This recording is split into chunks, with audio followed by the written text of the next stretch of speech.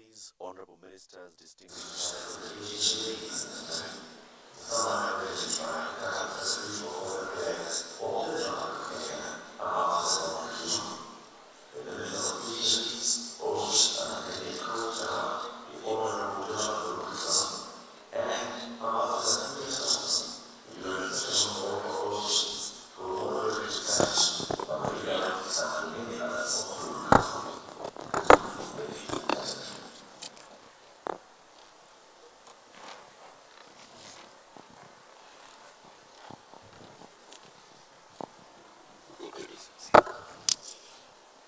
Good afternoon, everybody. Ms. Juma, Monica, if I may, since we're in a conversation here, and Minister Wilkinson, Jonathan.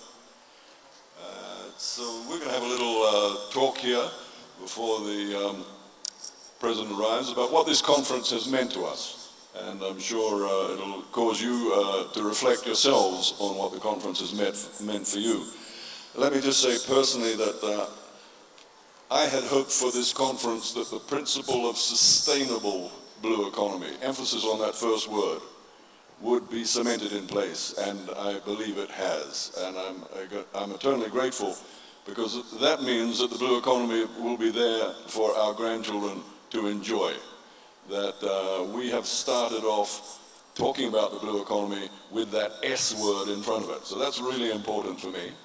Second one is that I travel around the world a lot. I'm in a different country every week talking to ocean groups. And Africa, let's be honest, has been missing from the global conversation when it comes to oceans.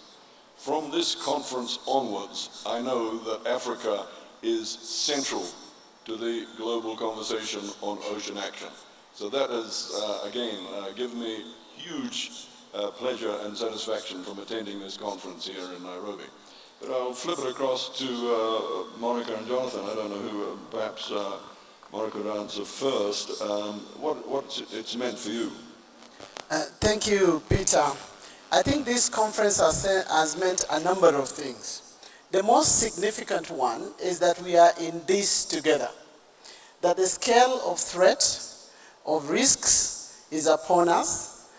Similarly, that we have a huge range of opportunities that all of us can harness. And I recall the statement of Museveni saying, why should we call this blue? We should call it life. It's all about all of life. Secondly, it's about balancing the ecosystem. That if we do not take urgent measures to begin to recalibrate the ecosystem, we could spell doom for humanity. So it's about recalibrating the ecosystem. It's about all humanity, and that is why we are delighted that we could convene all stakeholders. We've been having leaders, women, youth, business, and for each one of these, researchers, scientists, we have seen opportunities, we have seen a role for each one of us to play. So Peter, the main thing, we are in this together. It's a global enterprise. Thank you. I agree very much with Minister Juma. I think there's probably at least three things for which I would say that this conference has been very significant. The first is, I think the blue economy frame that's been talked about here actually allows us to integrate conversations that have been happening almost in silos.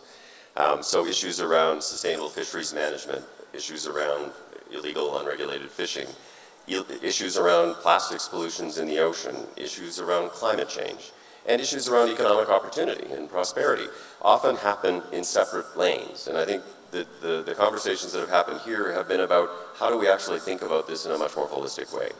I think the second thing is broadening the conversation. Canada was fortunate to be the president of the G7 this year, and we talked a lot about some of these issues within the G7. But the G7 is clearly not a sufficient body to have this conversation. It needs to be catalyzed outside. It needs to be a global conversation.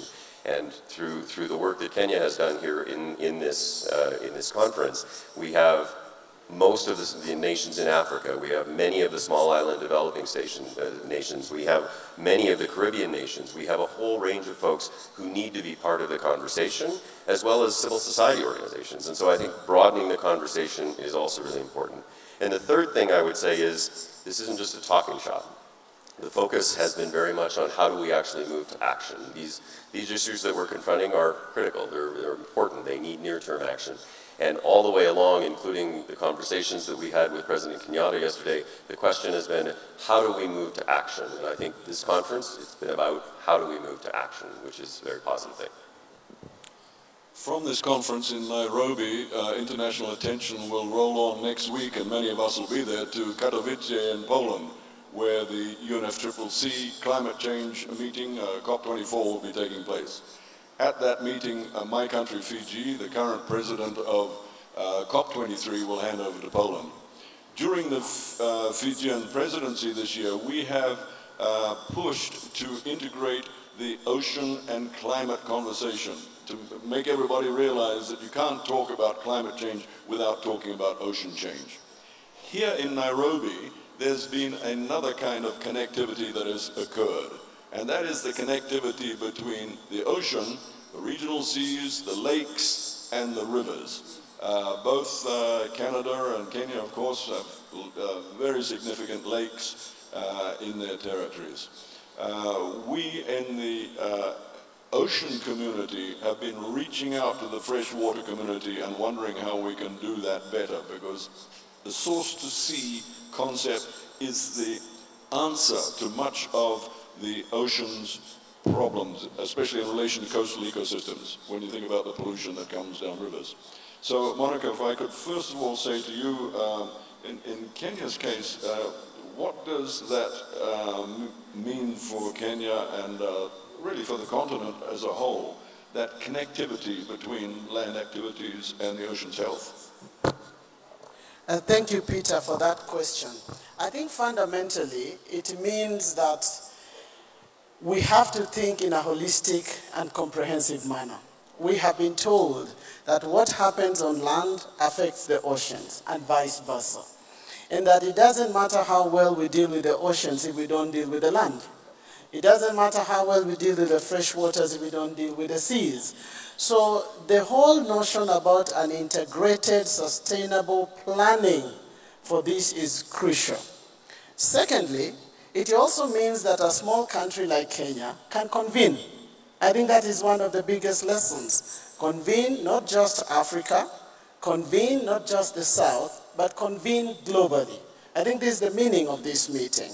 And out of Nairobi, we sense a huge global consensus that has been building around the blue assets in their totality. I think this is the meaning for us. And this is important because when we have seen even a global issue that has been driven from one part of the world, it has been very difficult to sustain in a meaningful way. So we hope Nairobi begins to build the block for a global consensus for action to save humanity in the future. I mean, certainly there's huge connectivity between many of these issues, and you talked a little bit about the connectivity between climate change and oceans, which obviously is incredibly tight. You see ecosystem change in the oceans driven by climate change probably more quickly than you see terrestrial climate change impacts. We certainly are seeing that in Canada with just the movement of different fisheries species, and you know, seeing, for example, killer whales show up in the Arctic that never would have happened before. So it is a harbinger, and it helps us to actually, I think, make clearer for people that climate change is happening now. This is not a 30 years in the future. It is happening now, and the implications are going to become more and more clear and more severe if we don't actually address the issue.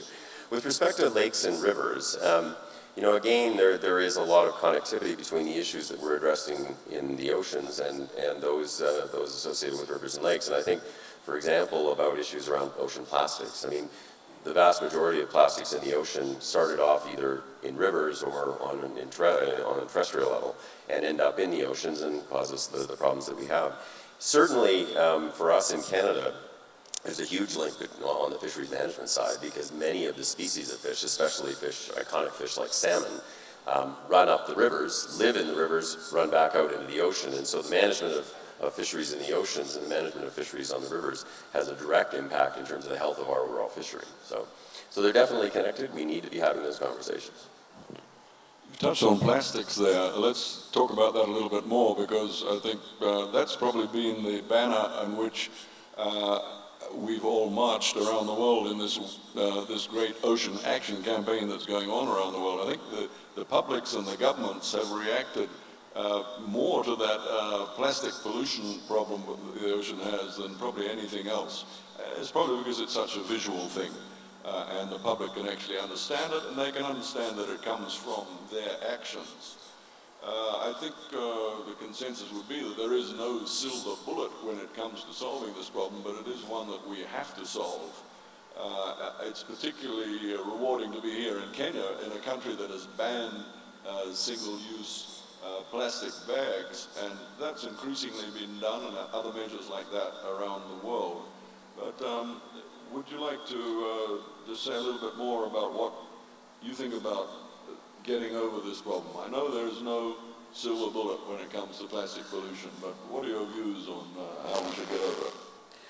Well, plastics are a risk to human and animal life, to fish, and they have a way of coming back to us in terms of impacting on our health. I think the way to deal with this, the action to take, are what might seem like simple actions, but that have profound impact. The banning of the single-use plastic bags in Kenya over a year and a bit has had profound impact on our environment, on our animal lives. It was not unusual to slaughter an animal in the butchery and find plastics in their stomachs. You know, it was not unusual, or even they die out of that. So, and yet that one single act has had such a profound impact on environmental cleanliness. So I think it is simple actions, very bold in the beginning. We had numerous cases against the government. We stood it out. But the sum total is that even the populations begin to appreciate the value of those government actions. So I think leadership is important, government leadership is important, and sooner or later, the population comes behind you. So it is a campaign that must include everybody, government and the people, so that we can all work on this together. There is no small measure. Every measure that is positive has a domino effect that is valuable to the environment and to the blue economy. Yeah, I mean, the issue of plastics is one that's actually important from a fisheries and a marine life management perspective. There is so many marine mammals and fish that are killed by ocean plastics, often ghost gear being the biggest problem there. But it's also that plastics break down over time into microplastics and end up in the food chain, which will have long-term implications for humans as well as for the rest of marine life. I think that there are lots of solutions out there with respect to plastics. There's certainly additional things that we probably need from a technology perspective, but it's about political will, and it's about doing things like what Kenya did when it banned plastic bags. It's about countries walking the walk, you know, in terms of doing things domestically if they're going to speak on these issues internationally. And Canada recognizes and has led part of the conversation in the G7 around plastics, but we recognize that we have to actually put in place measures to address this domestically. So we are in the process of putting together a domestic strategy to reduce the amount of plastics that we use, to recycle much more of the plastics that we use. There are many things that can be done there, including working with people who produce the plastics to do that, to make them in ways that make them easier to recycle, to use less of them in the context of packaging of the products that they do. And there's probably technology issues that we need to look for that enable us to find ways to address plastics without necessarily building the full-blown infrastructure that is very expensive to do. But so there's a range of different things we can do. Sometimes it's also, you know, our own problem in terms of regulatory barriers on the Ghost Scare initiative, which is a huge problem in oceans. You know, we sometimes put into place regulatory barriers that make it harder for ourselves. In Canada, we found as we've looked at these issues domestically that we have a regulation, for example, that if a fishing boat picks up too many nets and they have too many nets on board and they're stopped by my department, they can be fined, even if what they're doing is picking up nets that are discarded. So there's a range of issues that I think we need to look at holistically, each of us domestically, and we can learn from each other about how we can best put together a strategy that addresses these issues. Thanks very much for that. We're almost out of time, so I'm going to do two quick subjects, and I'm going to throw one to Jonathan and one to Monica. The first one to Jonathan relates to illegal fishing. $23 billion worth of illegal fish lands on our plates around the world every year. All of us have been receivers of stolen goods when we buy fish and chips in London or wherever it is that we eat our fish. We don't want to be criminals, but we have to fix that, and SDG 14.4 calls on us to fix that. So can I throw it to you, Jonathan? What can we do to stop illegal fishing? Yes, you're exactly right. None of us wants to be contributing to a criminal enterprise. And I think that one thing to say about illegal fishing is it undermines the basis of sustainable fisheries management. And it's particularly unfair to countries that have limited capacity in terms of enforcement. So, you know, it's countries that see boats out there that they can't really do anything about that are effectively stealing their resources. And so it is an issue that we need to address for a whole range of reasons. We are at a point, though, that we probably can do that in ways that are going to be both more effective and more cost-effective going forward than what we would have been able to do 20 years ago. The technology to allow us to actually understand what's happening and where it's happening in the oceans is quite incredible these days. And organizations like Global Fishing Watch are helping us to better understand and to identify where we need to go and what we need to do. I think the ratification of the port state measures, which is something that I know you are particularly interested in, will help us to close off avenues for people to actually engage in illegal, unregulated fishing and to do that in a profitable way. And so there are a number of different things that we can do. I would certainly encourage those who are representing governments in the room who have not yet signed on to the port state measures that you consider doing so, and you consider doing so very soon. Thanks for that, Jonathan. And what I'm going to throw to Monica, let me paraphrase first by saying that we live in a world in which multilateralism is the only answer.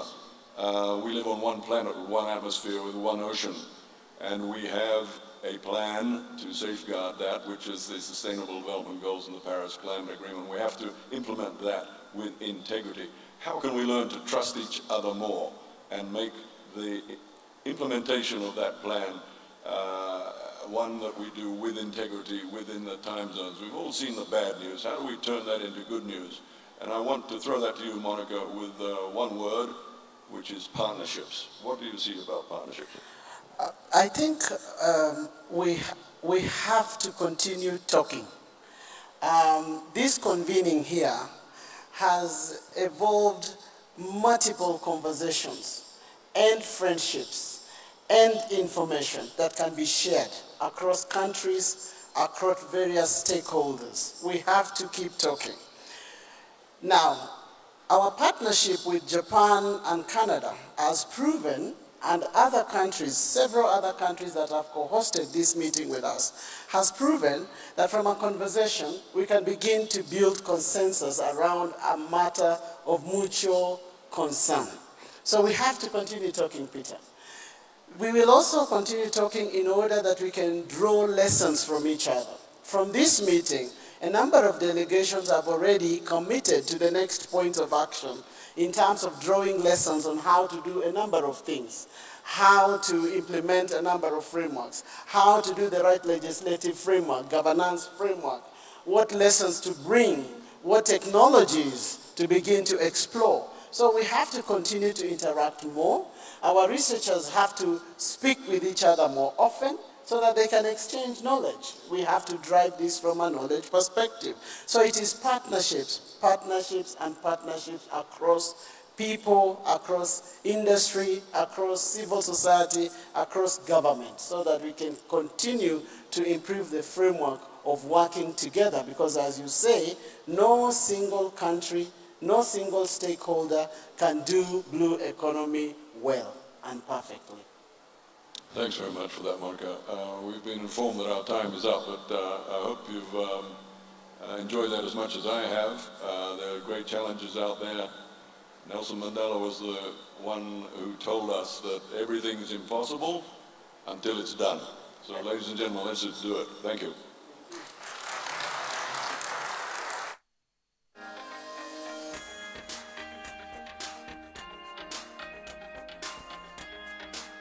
Thank you very much, Cabinet Secretary for Foreign Affairs of the Republic of Kenya, Ambassador Monica Juma, the Minister of Fisheries, Oceans and the Canadian Coast Guard, the Honorable Jonathan Wilkinson, together with Ambassador Peter Thompson, the UN Special Envoy for Oceans, Excellencies, Honorable Ministers, distinguished heads of delegation, ladies and gentlemen, may I now request to proceed to the next part of the program, the closing ceremony.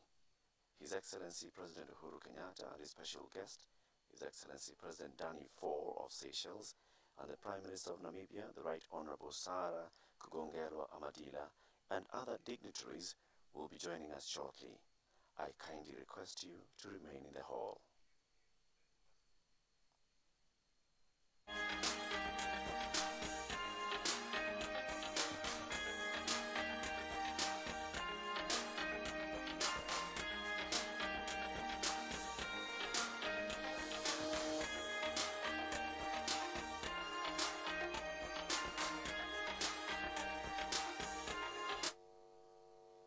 Excellencies, ladies and gentlemen, as we wait for the arrival of the dignitaries, we now introduce thematic videos highlighting the themes of this Sustainable Blue Economy Conference.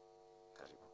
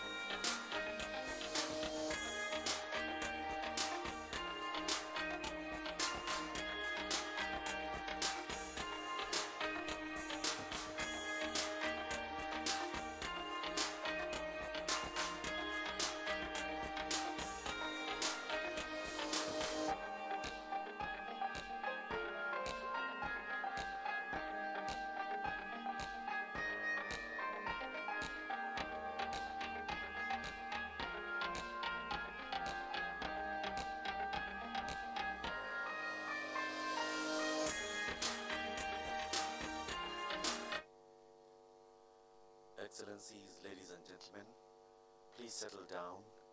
Our dignitaries will be arriving shortly. Please settle down. Our dignitaries will be arriving shortly. May I take this opportunity to recognize the contribution of sponsors who helped to make this conference a success. These include the United Nations Economic Commission for Africa, the Capital Markets Authority of Kenya, Brand Kenya, the University of Nairobi, the International Organization for Migration, the Kenya National Research Fund, among others.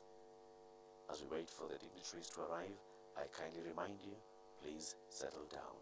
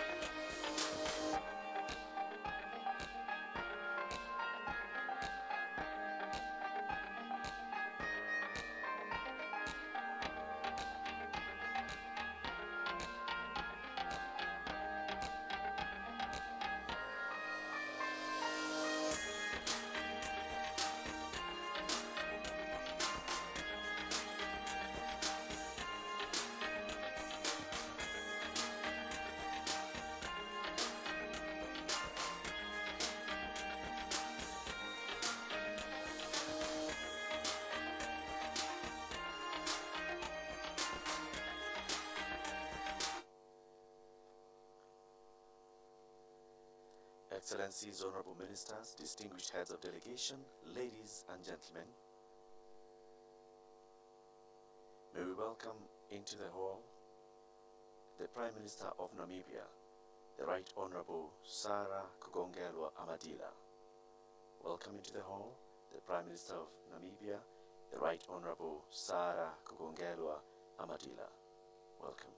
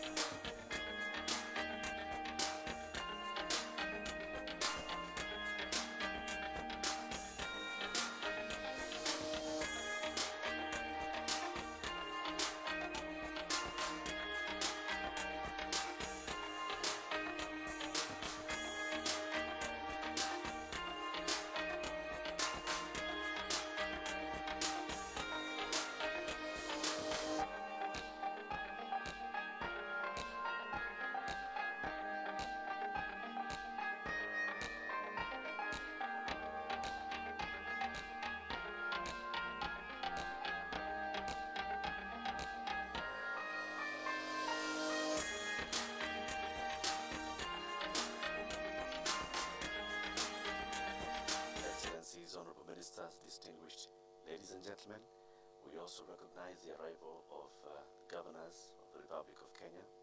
Among them, the Governor of the County of Mombasa, His Excellency Ali Hassan Joho. Welcome.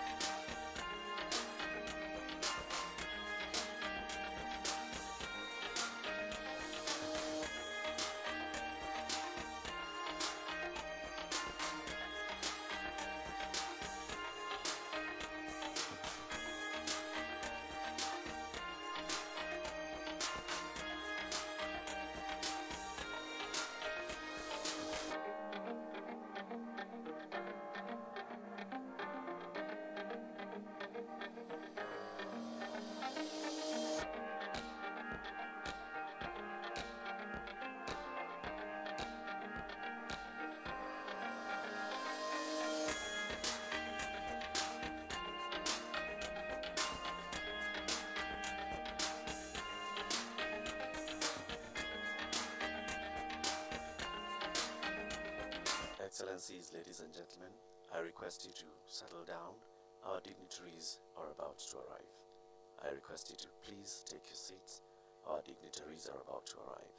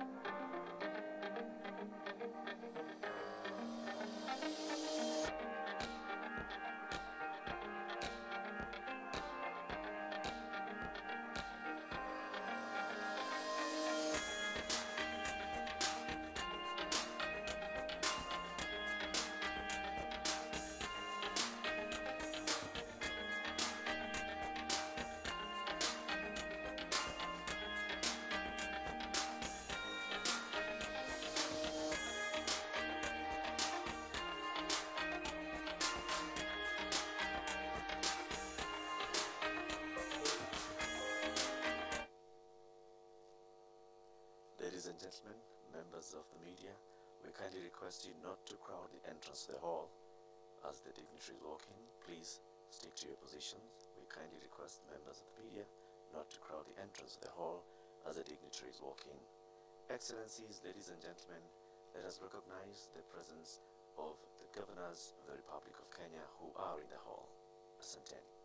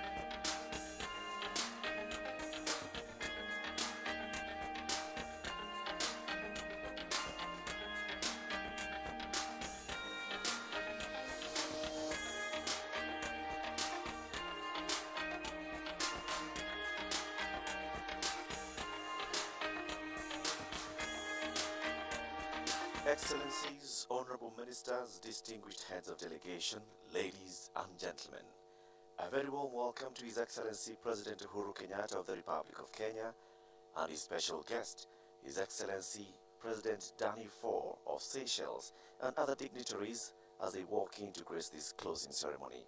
Let us please give them a warm round of applause.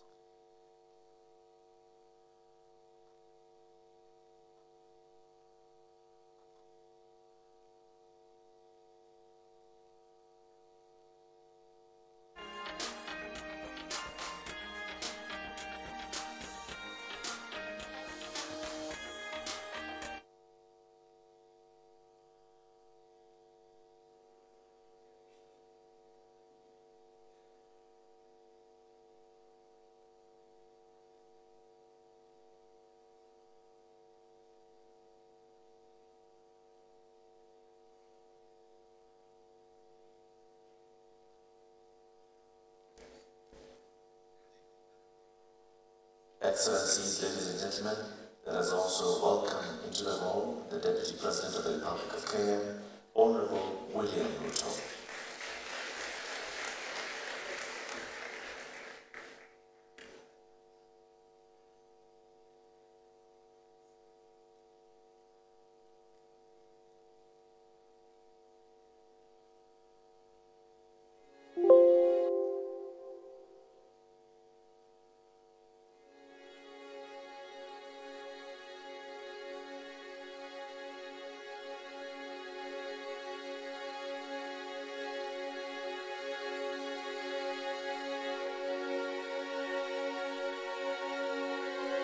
I am Principe. I'm 31 million years old, and I'm nature at its purest.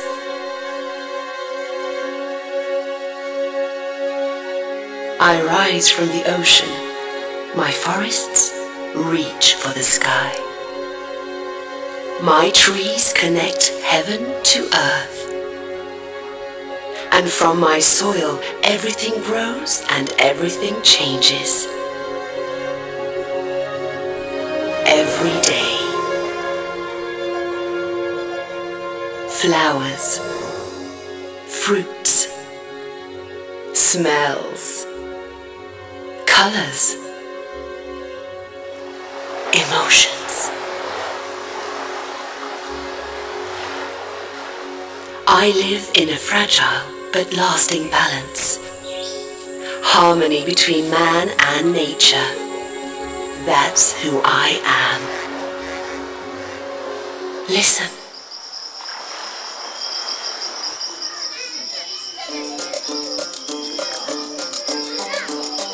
In me, the game of life renews itself every single day. I'm a cradle. I'm food. I'm cocoa and I'm coffee. I'm sweet. I'm fashion. I'm music. I'm warm.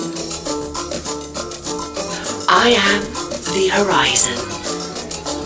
I'm life and I'm discovery. I'm ancient and I'm new. I'm history and I'm hope. Like me, my people are unique, earth-connected, and brave. We all share the art of welcome, embracing every kind and every color found beneath the sun. I am Principe, and I have a dream. To prove we can evolve without harming nature. To show everyone the world that exists within me. This is my dream, and it's becoming true. Let it be yours. Come and find yourself in Principe.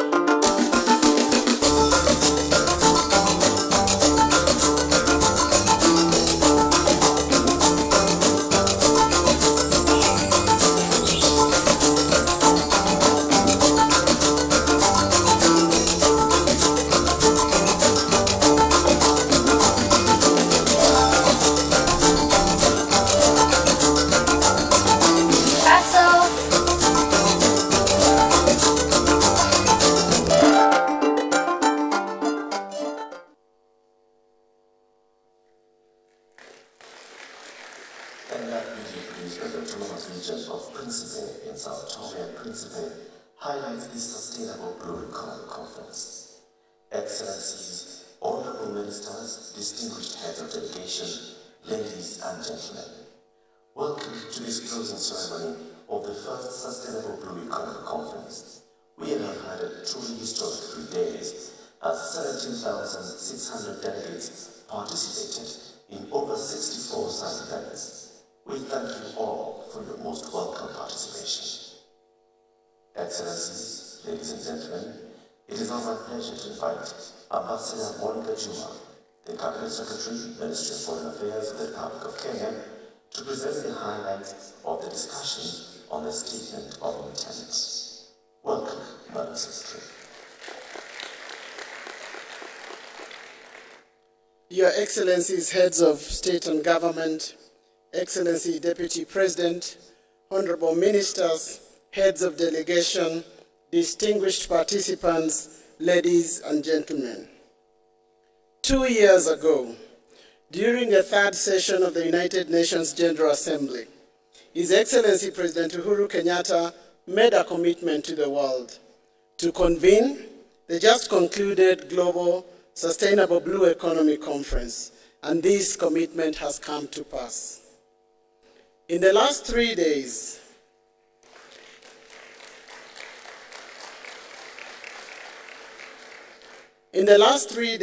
the world has converged in Nairobi. More than 17,000 of us have all been part of a stimulating and informative engagement on the global sustainable blue economy. Earlier this afternoon, we held useful discussions and exchange of views on the potential and important role of the blue economy. At the Leaders' Circle, we reiterated some of the key issues contained in the Nairobi Statement of Intent on advancing global sustainable blue economy. The Statement of Intent represents key political messages out of this conference. We can only hope that it will serve as a basis and reference point not only for the work of this conference, but also for future engagements, discourse, and activities related to the blue economy. During the Leaders' Circle, my colleague, Honorable Jonathan Wilkinson, the Minister of Fisheries, Oceans, and the Canadian Coast Guard, highlighted the following points as contained in the Statement of Intent, focusing on needed action in 8 key areas. 1, the need to promote action-oriented global strategies that place people and the blue economy resources at the center of sustainable development as a contribution to the realization of the United Nations 2030 Agenda for Sustainable Development and the SDGs. Second, the need to promote collaboration for sustainable partnerships and projects in the various sectors of the blue economy for economic growth, poverty alleviation, and conservation of the resources of the present and future generations. 3, the need to mobilize resources such as finance from public and private sources, access to technologies and innovations, as well as capacity building among local, national, and international stakeholders for the full realization of the potential of the blue economy. 4, the need to promote the role of women in the blue economy and identifying the barriers and opportunities to further empower women and encourage their role in positions of leadership. This intent stems from recognizing that gender equality and the empowerment of women will build a more peaceful, more inclusive, and more prosperous world. 5, the need to strengthen science and research to generate and disseminate evidence-based knowledge and information on advancing sustainable blue economy. 6, the need to strengthen science policy interface of the blue economy resources to inform decision-making. 7, the need to strengthen governance mechanism for a sustainable blue economy, including by raising awareness and ensuring stakeholder participation in policy and decision-making. 8, the need to promote sharing of innovations, sharing of technologies, and best practices and experiences within and across regions. Excellencies, ladies and gentlemen, it is now my pleasure to request this conference to take note of the final document entitled the Nairobi Statement of Intent on Advancing Global Sustainable Blue Economy, which encompasses the vision and the intent of all governments here and stakeholders, including the business community and the private sector, the scientific and research community, the civil society, and international partners, to be used as a reference point for future action and collaboration on the blue economy.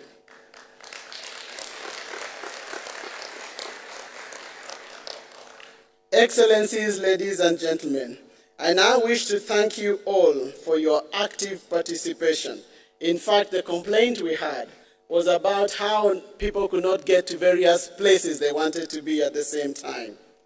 The Ministry of Foreign Affairs is very proud to have chaired and executed the preparations of the Global Sustainable Blue Economy Conference, and we are sincerely grateful to our local and international partners for their material support and collaboration.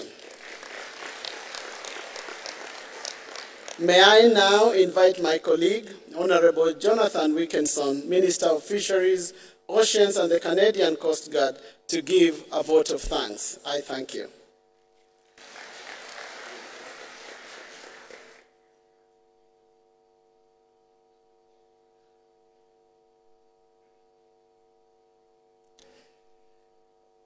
President Kenyatta, Excellencies, fellow ministers, heads of delegation, delegates, ladies and gentlemen. It has been very gratifying to witness over 17,000 participants from around the globe come together in Nairobi to focus on how we build a sustainable, inclusive, and prosperous blue economy. As you've heard earlier from me and you've just heard from Minister Juma, the Nairobi Statement of Intent is exactly that. A statement of intent to take action, bold action. Le Canada s'est engagé à travailler en étroite collaboration avec le Kenya en s'appuyant sur nos partenariats renouvelés et renforcés en Afrique et dans le monde pour faciliter ce travail et prendre des mesures concrètes. Canada is committed to working closely with Kenya and all other countries present, building on renewed and strengthened partnerships in Africa and around the world to take action. At this conference, we discussed the need to generate concrete results. Several actions have already been highlighted in the Nairobi Statement of Intent and by Minister Juma. Part of taking action is for us to collectively follow through on processes and commitments already made, including the HE commitments that many of us have made to establishing protected areas, including the Commonwealth Blue Charter process that is actively underway. Part of taking action is joining with initiatives that are focused on specific issues of importance that are already ongoing, such as the International Alliance on Ocean Acidification and the Global Ghost Gear Initiative. And I would encourage all of you to consider joining those. Part of taking action is the extraordinary list of specific commitments that heads of state and heads of delegation made on the first day of this conference that our host Kenya has compiled. And from my perspective, a few other specific concepts and specific action items raised at this conference and generated by this conference that are worth highlighting would include fisheries management, and particularly the sharing of experiences and best practices, was a theme that emerged at this conference. As a concrete action flowing from this session, Canada is committed to leading the development of the concept that was generated here of a knowledge hub to create a platform for sharing of data, best practices, and sustainable fisheries management. We will be looking for like-minded countries who are willing to work with us on this initiative. Another key theme that was discussed at length was addressing illegal, unregulated fishing. The UN Special Envoy has indicated that his offices will, as an action flowing from this conference, undertake to push forward to significantly broaden the base of countries who have ratified or intend to ratify this important agreement. And again, I would issue a call to action to those who have not yet done so. And thirdly, the need for capacity building, including skills and technology transfer, have emerged as a key theme this week. In discussions with several countries that I have had this week, we have indicated that we are willing to assist with such issues through the exchanges of information and staff. I would call on other countries with long histories of fisheries management, maritime safety and enforcement, and oceans technology development to make similar offers going forward. It is only through working together and leveraging the strengths each of us brings to the table that we will see the progress that we desire. This has been a conference of action. Over the course of this conference, we have heard repeatedly that international collaboration is needed to address many of the challenges facing our oceans and for us to effectively seize on the opportunities that are before us. J'aimerais également remercier, féliciter et remercier ceux d'entre vous qui agissaient déjà à la maison et qui sont venus ici pour partager ce que vous faites avec nous lors de la conférence sur l'économie bleue durable. I would like to recognize, congratulate, and thank those of you who are already taking action back home and came here to share what you are doing with us at the Sustainable Blue Economy Conference. On behalf of the Government of Canada, I would like to thank His Excellency President Kenyatta and Minister Juma and their government for the leadership they have shown in hosting this conference and for their commitment to the development of the sustainable blue economy. This conference has been an important platform for advancing conversations and actions relating to key blue economy challenges and opportunities. It has also contributed, I think, very significantly towards a shared understanding of the concept and building blocks of a sustainable blue economy. It is now up to all of us to ensure that we move forward from discussion to action that will move us quickly forward in the development of an inclusive, prosperous, and sustainable blue economy. Canada has been honored to co-host and to have provided assistance to Kenya as it convened this important conference. I want to thank all of you for your attendance and your active participation in this conference. Merci. Asante sana. Thank you. Thank you very much, Minister Jonathan Wilkinson. The Honourable Wilkinson is the Minister of Fisheries, Oceans and the Canadian Coast Guard. Excellencies, Honourable Ministers, distinguished heads of delegation, ladies and gentlemen, it is now my pleasure to invite Ambassador Peter Thompson, UN Special Envoy for Oceans, to present on the significance of the Sustainable Blue Economy Conference Future Action on the UN 2030 Agenda. Welcome, Ambassador Peter Thompson. Mr. President, Your Excellencies, ladies and gentlemen, all courtesies observed. What has this conference meant for the International Ocean Action Agenda? First thing that I take from this conference is that from this conference onwards, Africa is a central part of the global conversation on the need for ocean action. The second point I take from this conference is that we no longer talk about the blue economy without putting the word sustainable in front of it.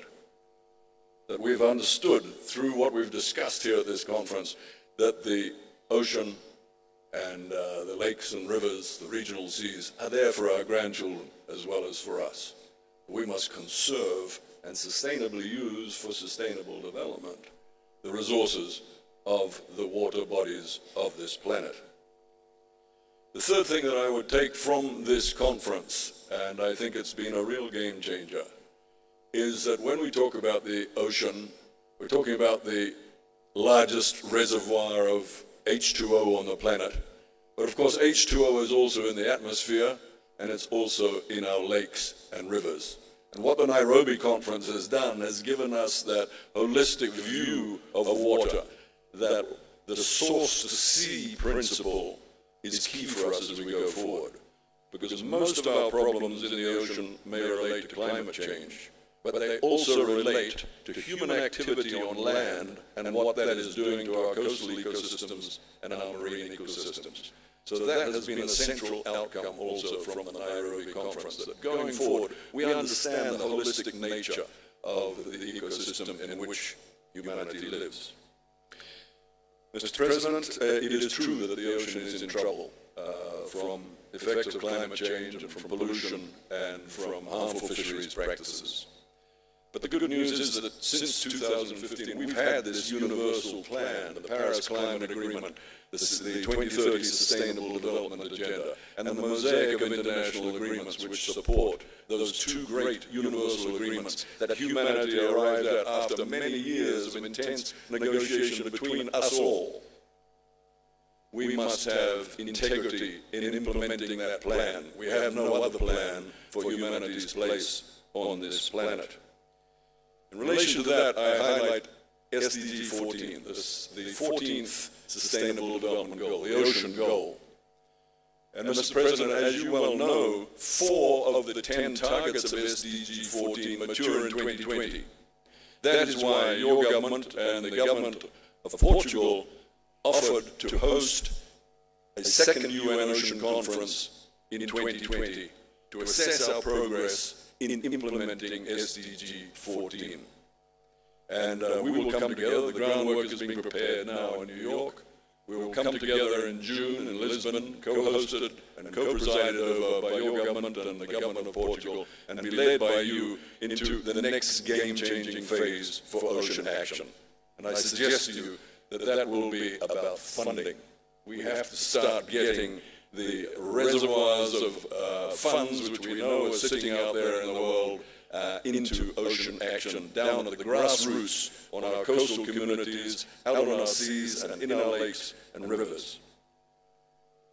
I commit, Mr. President, to carrying forward the outcomes of this conference, and they have been spectacular. We have not yet seen the list of commitments that have been made, but I know what they are, and they are spectacular, the commitments list that has come out of this conference.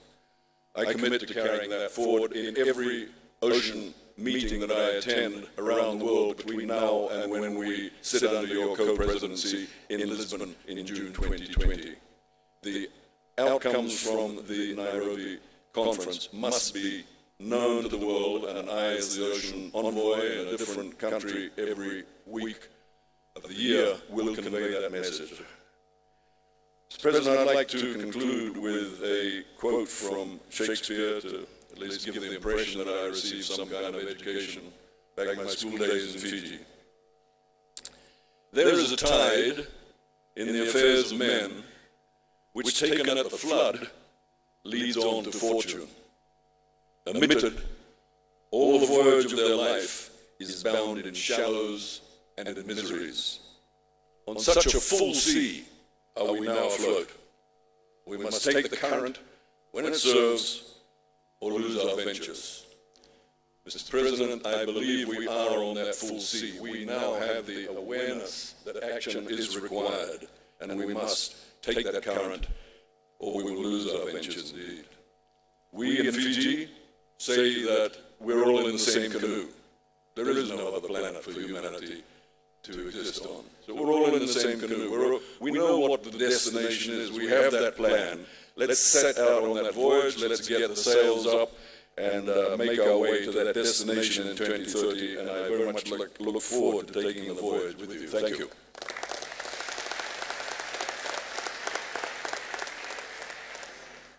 Thank you very much, President Johnson.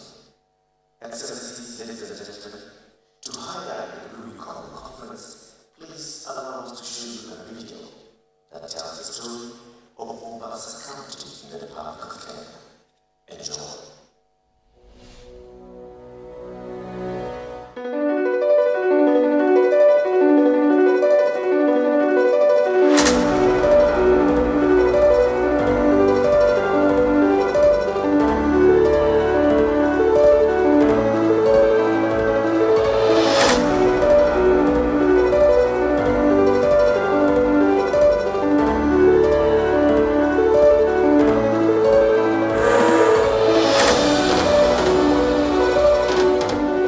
Our deep blue ocean, a custodian of great treasures and wealth.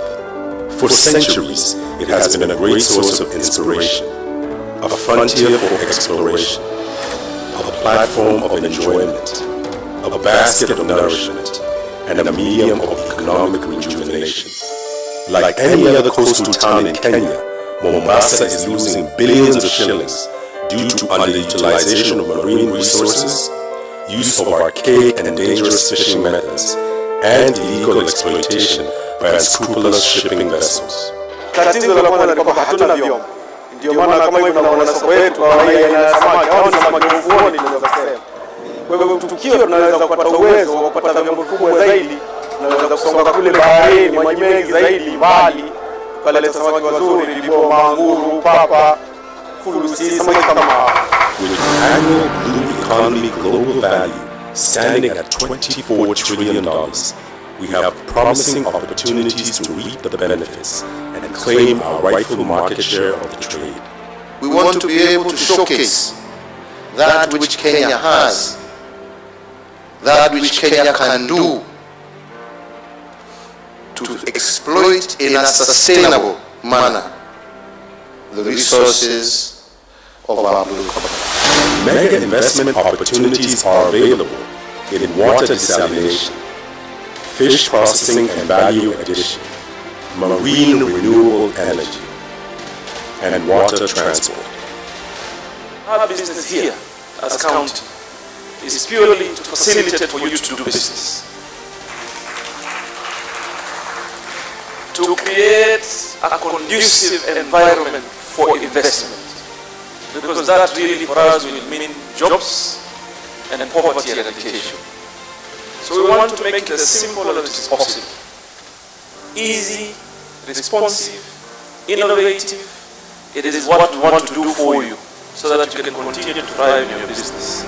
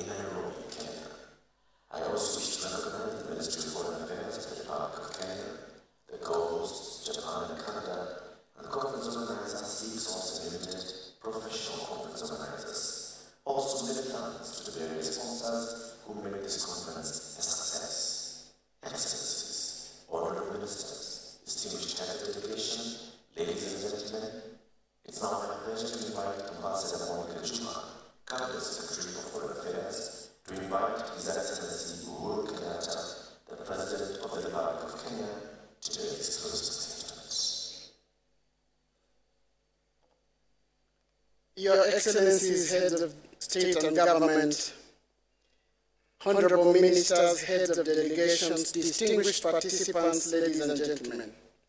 I wish to thank Your Excellency, President Uhuru Kenyatta, for the wisdom of convening this global sustainable blue economy.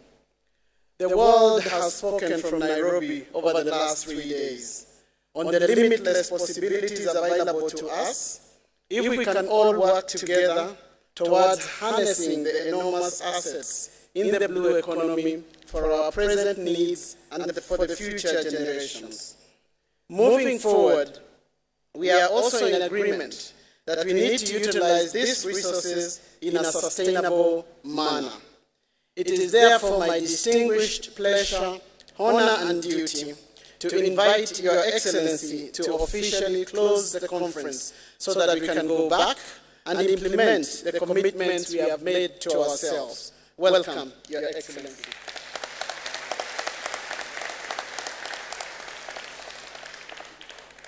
Thank you, Monica.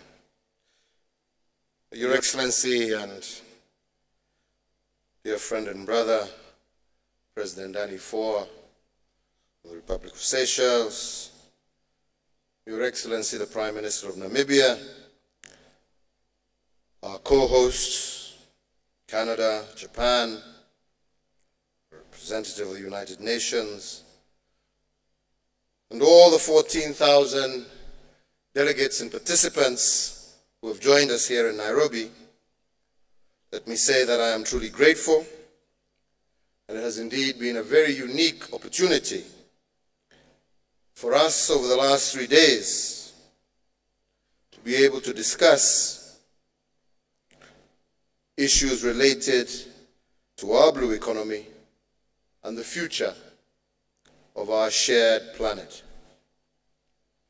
Over the last 3 days, thousands of delegates from 170 countries, including 2,000 participants who represented governors and mayors, over 1,800 business leaders, and over 1,000 scientists and researchers, as well as thousands of ordinary citizens, shared their knowledge and experiences, and set ambitious targets, and made very consequential decisions and commitments.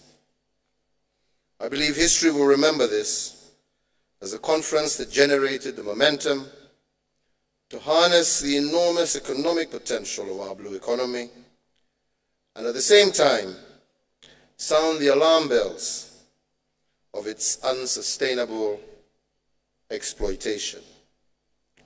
I believe each and every one of us will be an important part of that story.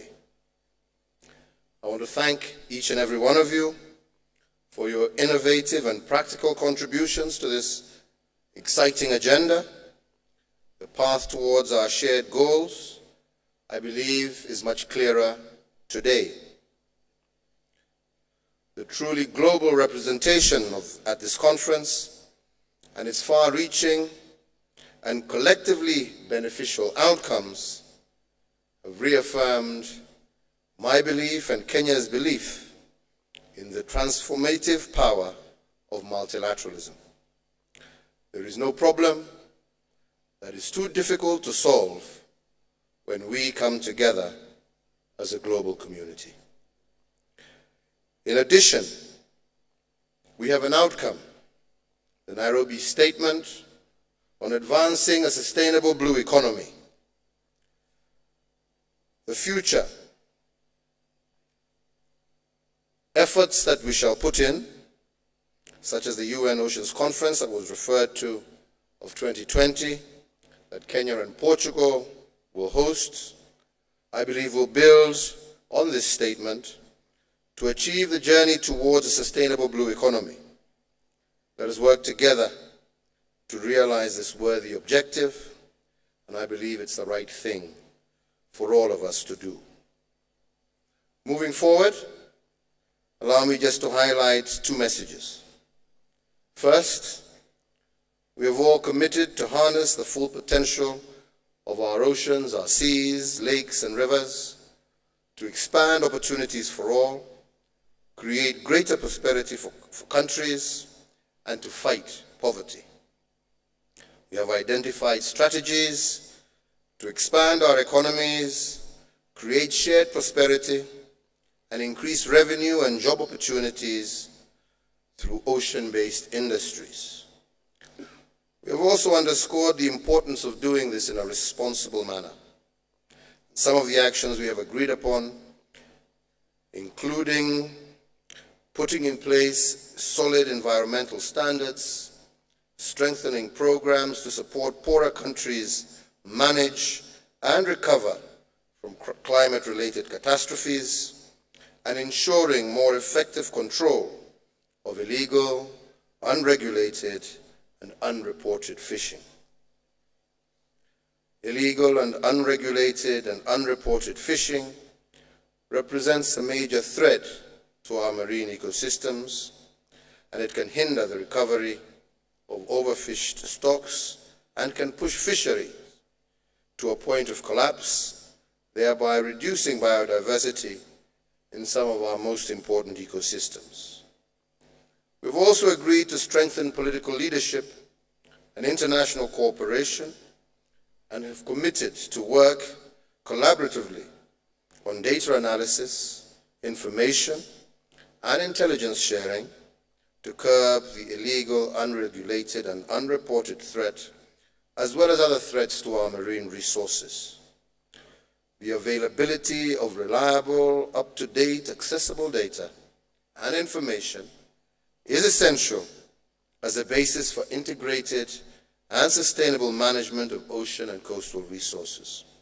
And I expect that as a result of this conference, this will emerge as an area of strong international cooperation. Second, We have also committed to protect these resources and to help them regenerate and to ensure they remain viable for the present as well as for future generations. Given the transboundary nature of oceans, international mechanisms for negotiation and collaboration are critical to prevent rolling back and also to help managing the threats. Managing oceans, lakes, and seas is complex, and it requires us all to put long-term common interests above short-term self-interest. Failing that, our waters could easily become the tragedy of the commons of the 21st century.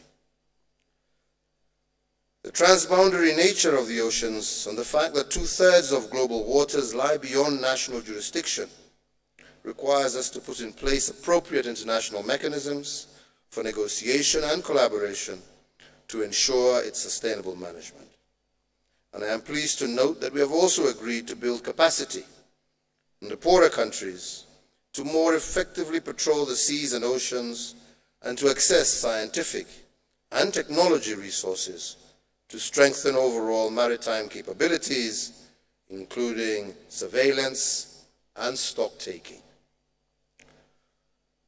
Let me conclude by saying to those who extended support, financial, technical, logistical, and also through participation, we as a country are most grateful.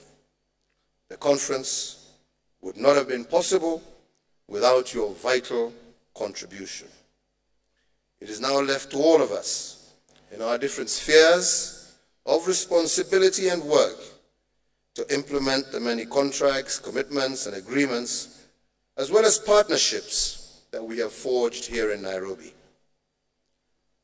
The people of Kenya have appreciated making new friends as well as learning from you.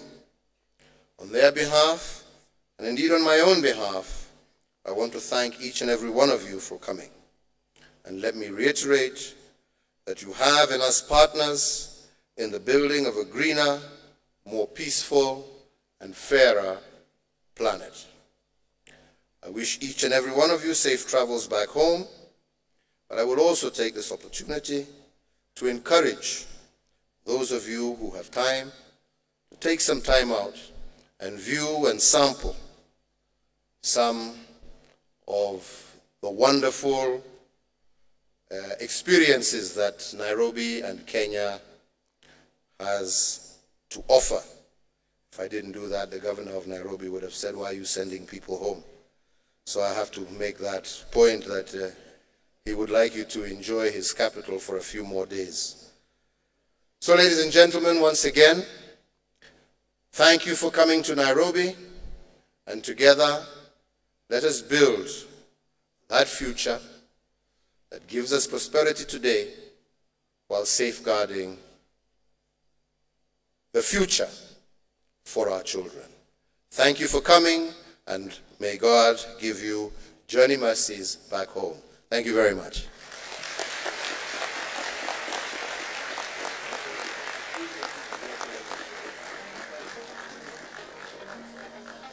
Thank you very much, Your Excellency, President Uhuru Kenyatta, for that rousing call to action. Thank you very much, President Danny Faure of the Republic of Seychelles, for your passion and focus on the blue economy. We stay inspired by your words and ideas.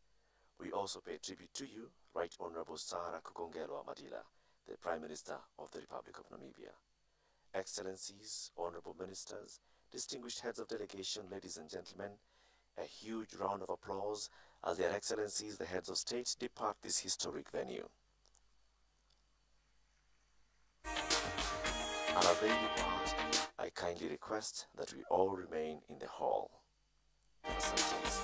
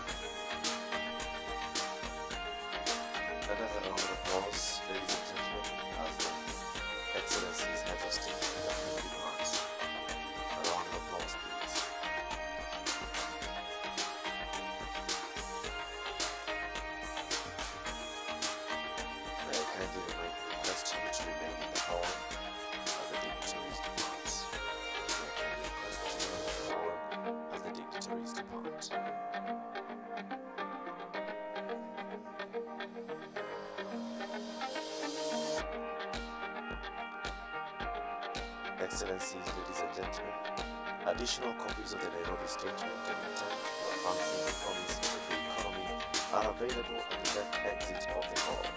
The French version as well as the English version will also be uploaded on the Sustainable Blue Economy Conference website. Additional copies of the Nairobi Statement of Intent for Advancing the Promise of the Blue Economy are available at the left exit of the hall. The French version, as well as the English version, will also be uploaded on the Sustainable Blue Economic Conference website. Thank you very much for attending. Kwaherini.